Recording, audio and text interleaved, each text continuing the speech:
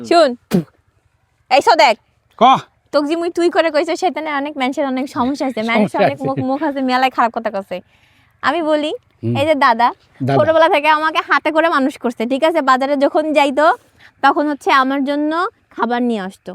Even এখনো পর্যন্ত খাইতে বসলে আমি বছরে একবার আসি, সব সময় পাই না, খাইতে বসলে আমাকে লোকমা খাওয়ায় দেয়, ঠিক আছে?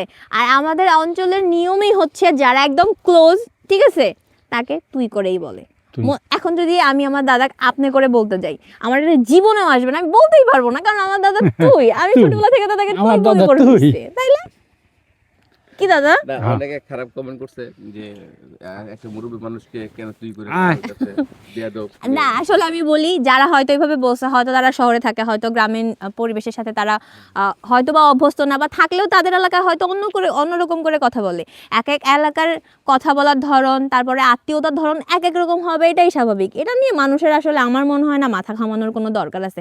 আর আমি তো অলওয়েজ যখন দিনাজপুরে আসি তখন আমি আমার দাদাকে নিয়ে একটা না একটা কন্টেন্ট দেই, আর সেখানে দাদাকে তুই বলে সম্বোধন করি। তো যারা হচ্ছে হয়তো বা আগে কখনো দেখে নাই, প্রথমবার দেখতেছে, তাদের হয়তো একটু প্রবলেম হতেও পারে, বাট আশা করি এরপরে আর হবে না। এরপরও যদি হয় আমার কিছু করার নাই, আমি আপনাদের জন্য আমার দাদাকে কখনো আপনি বলতে পারবো না, কারণ আমার দাদা হচ্ছে অনেক বছর বেঁচে থাকো, অবশ্যই আমাদের মাঝে যেন এরকম ভালোবাসাটা সবসময় থাকে। হ্যাঁ, কারণ আসলে আমি যতটা দেখলাম যে দাদা আসলে তোমাদের অনেক ভালোবাসে, যেখানেই যাক মানে আসার আগে একটা ফোন দিবে, মানে যখন শুনছে যে আমরা আসবো, যখন আসবে যে শুনছে যে আসবে, দাদা খালি ফোন দিতেই থাকে। সারাদিন খায়ও নাই না কখন আমরা আসবো।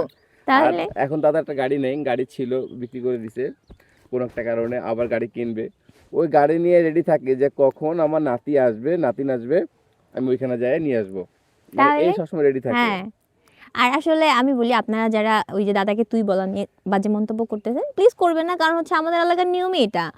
আমি সবসময় আমার দাদাকে ছোটবেলা থেকে তুই বলেই বড় হয়েছি, এখন আমি আপনাদের জন্য আপনি বলতে পারবো না, এটা সম্ভবই না। দাদার মন খারাপ হয়ে গেছে, ইমোশন হয়ে আমি চিন্তা 1 লাখ নিয়ে আমি চিন্তা করি ভাই, বুঝছেন? এগুলাই নিয়ে আমার চিন্তা আছে। কিছু ক দাদা, তুমি যখন ঢাকা থেকে রওনা দাও তখন আমি সমস্ত রাত ঘুমিয়ে আসে না, বুঝছেন? ওনার বলে আমি ফোন করতেই থাকি, কদ্দুর কি খবর। এটা সত্য কথা।